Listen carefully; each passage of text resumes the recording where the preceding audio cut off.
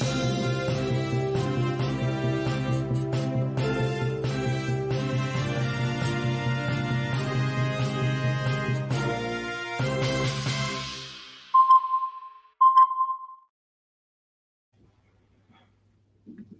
दोस्तों, ocean network में आपका स्वागत है। 2012 से 2017 तक देश के राष्ट्रपति रहे प्रणब मुखर्जी। उनकी बेटी शर्मिष्ठा मुखर्जी की एक बायोग्राफी आने वाली है। उसके कुछ अंश आ भी गए हैं। 11 दिसंबर को ये रिलीज होने वाली है। इसका नाम है in Pranab my father a daughter remembers. और इसमें शर्मिष्ठा ने बहुत सारे ऐसे खुलासे किए हैं जिनको लेकर के एक बार फिर से राजनीतिक चर्चाएं शुरू हो चुकी हैं।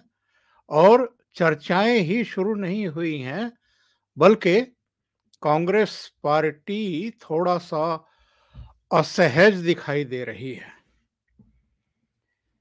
पूर्व विदेश मंत्री कुंवर नटवर सिंह, उनके रिश्ते खराब हो गए थे सोनिया गांधी से। एक बड़ा मसला था, उसका उल्लेख कभी फिर करेंगे। और उनकी एक पुस्तक आने वाली थी। तो सोनिया गांधी और प्रियंका वाड्रा दोनों उनके निजी आवास पर पहुंच गई थी, ये जानने के लिए कि गांधी नेहरू परिवार के बारे में उनकी पुस्तक में कुछ ऐसा तो नहीं है कि इनकी भद पिट जाए, इनकी फजीहत हो जाए। ये लोग इतने सतर्क रहते हैं, कॉन्शियस रहते हैं अपनी छवि को लेकर के। अब शर्मिष्ठा मुखर्जी 2 साल पहले तक कांग्रेस की सदस्य हुआ करती थी, बल्कि कहना चाहिए कि प्रवक्ता थी दिल्ली यूनिट की, और सक्रिय भी रहती थी। लेकिन जो चाल ढाल है, जो रंग ढंग हैं, जो पार्टी को, संगठन को चलाने के तौर तरीके हैं इस परिवार के, गांधी नेहरू परिवार के, उससे दुखी होकर के शर्मिष्ठा ने राजनीति से ही संन्यास लेने का फैसला कर लिया था। अब उनकी पुस्तक आ रही है, अपने पिता पर आ रही है, जो देश के राष्ट्रपति रह चुके हैं, मनमोहन सिंह सरकार में वित्त मंत्री भी रहे, वो रक्षा मंत्री भी रह चुके हैं, वो विदेश मंत्री भी रह चुके हैं, वो योजना आयोग के उपाध्यक्ष भी रह चुके हैं। और ऐसे समय उपाध्यक्ष रहे थे जब doctor Manmohan Singh reserve bank के गवर्नर हुआ करते थे, और वो वित्त मंत्री रहे। उस समय भी मनमोहन सिंह रिजर्व बैंक के गवर्नर थे और प्रणब मुखर्जी के अंडर में एक तरीके से काम करते थे। लेकिन बाद में एक दौर ऐसा भी आया जब सोनिया गांधी ने मनमोहन सिंह को प्रधानमंत्री बना दिया और प्रणब मुखर्जी फिर उनके अंडर में वित्त मंत्री रहे। इस पर फिर से आते हैं।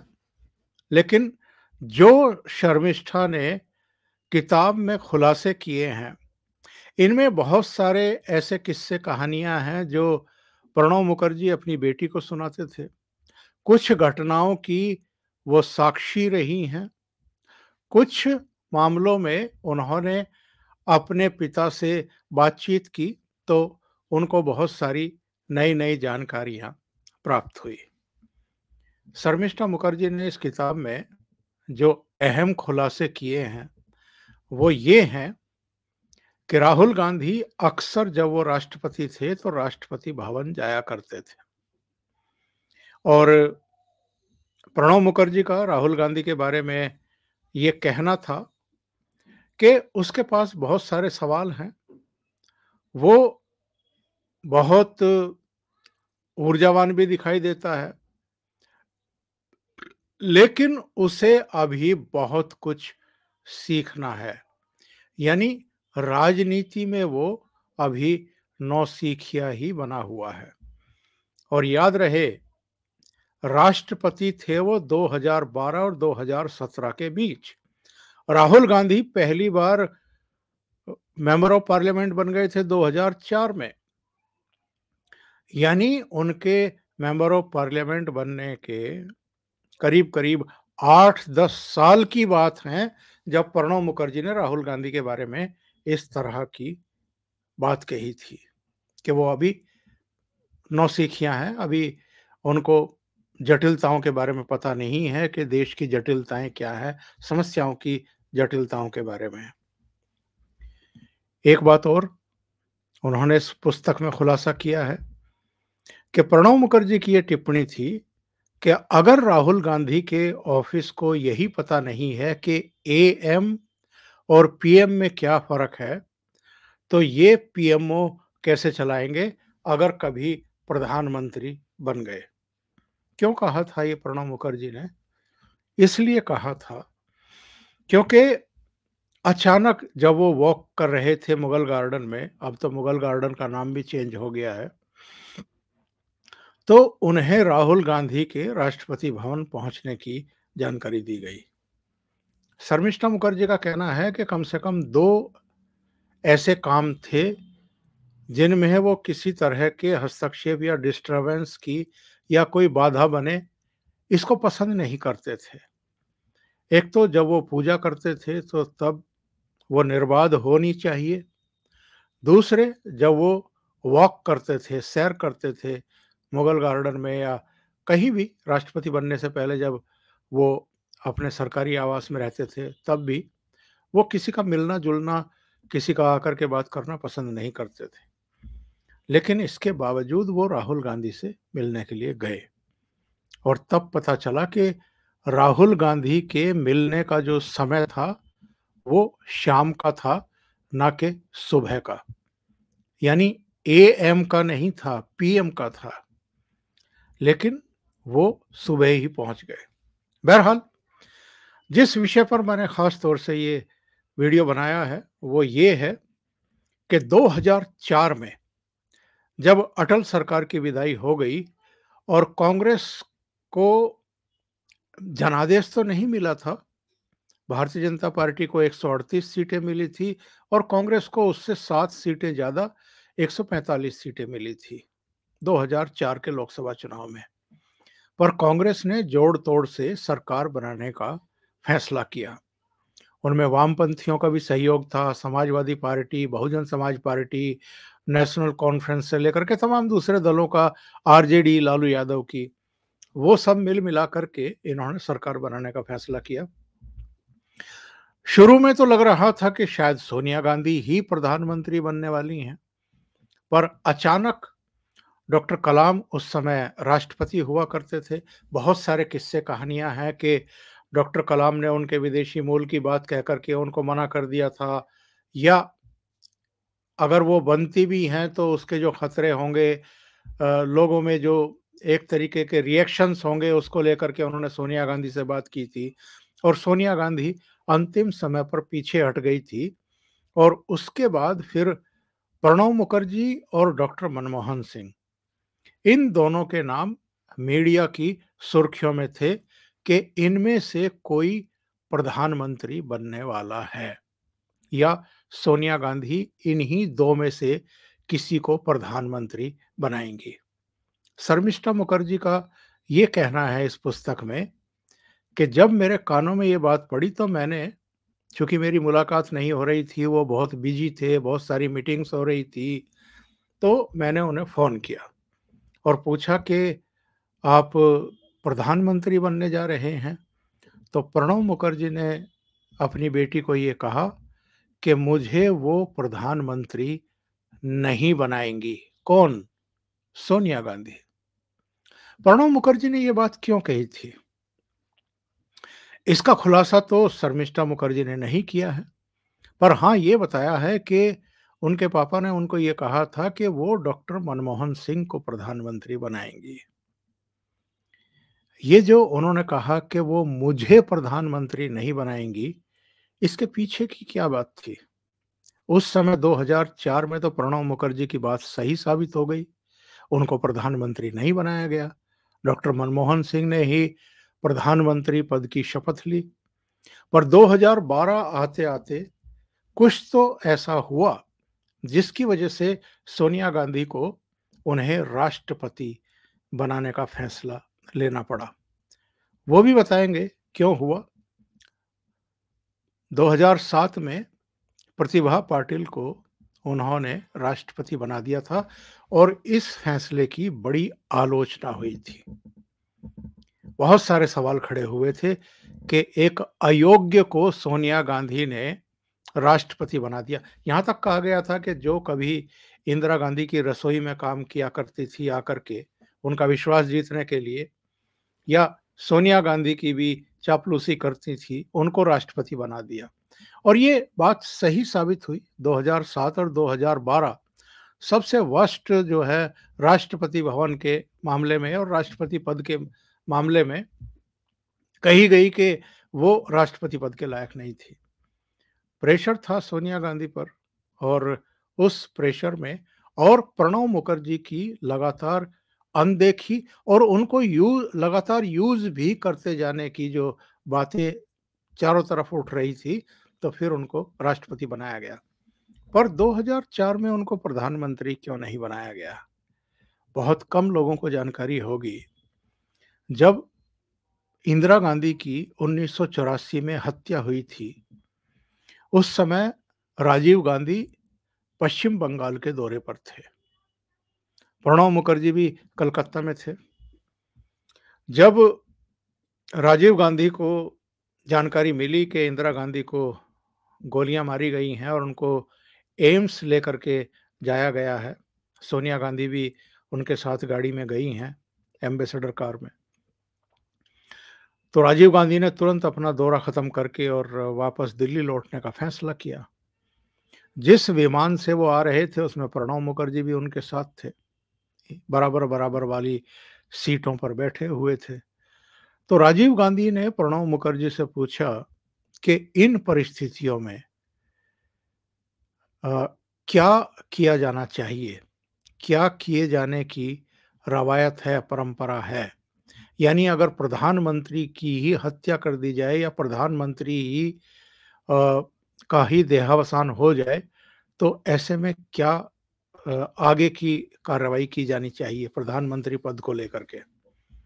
तो प्रणब मुखर्जी ने कहा कि 2 ऐसे इंसिडेंट हुए हैं अब तक।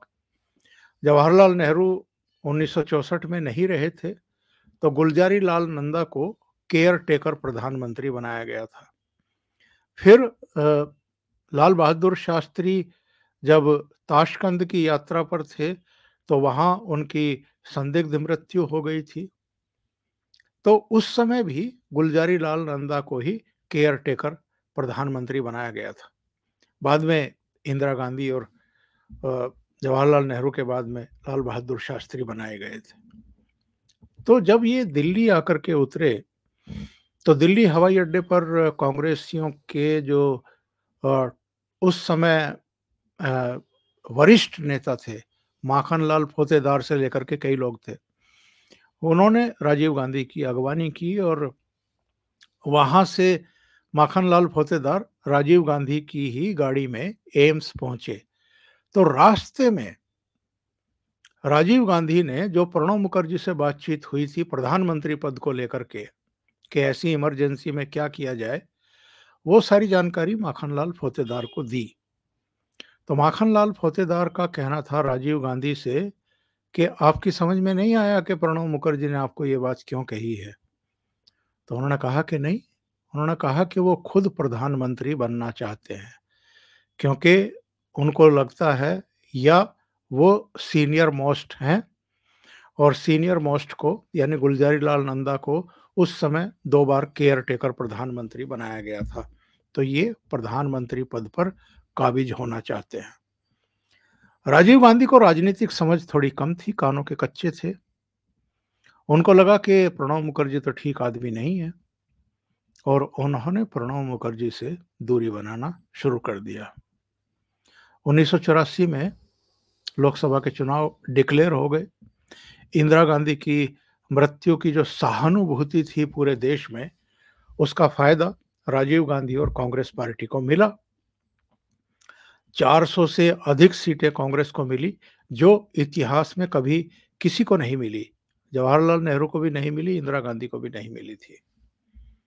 ये फिर से प्रधानमंत्री बन गए, लेकिन खुंदक देखिए, असुरक्षा देखिए, इनसिक्योरिटी जिसको कहें, इन्होंने प्रणब मुखर्जी को कैबिनेट मंत्री भी नहीं बनाया।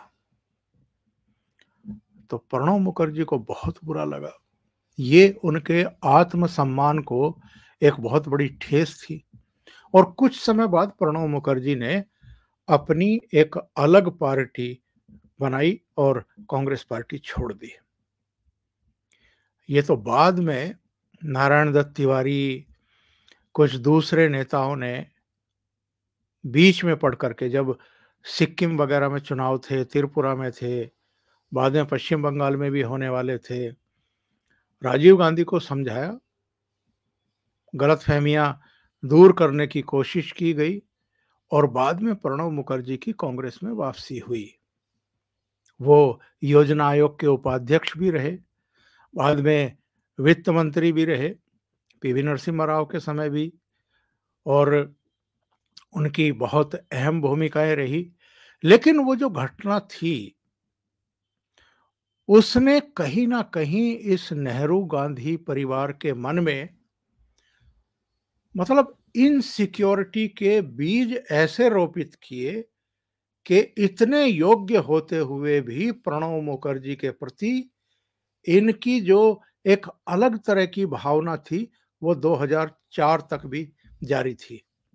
और जब प्रणब मुखर्जी राष्ट्रपति नहीं रहे, उसके बाद भी एक दो घटनाएं ऐसी हुई जब इस 10 जनपद परिवार यानी गांधी नेहरू परिवार की जो उनसे अदावत थी, जो उनसे नाराजगी थी, वो निकल करके सामने आई थी। एक तो वाकया ये हुआ था कि आरएसएस ने उनको नागपुर बुलाया था, संघ मुख्यालय बुलाया था।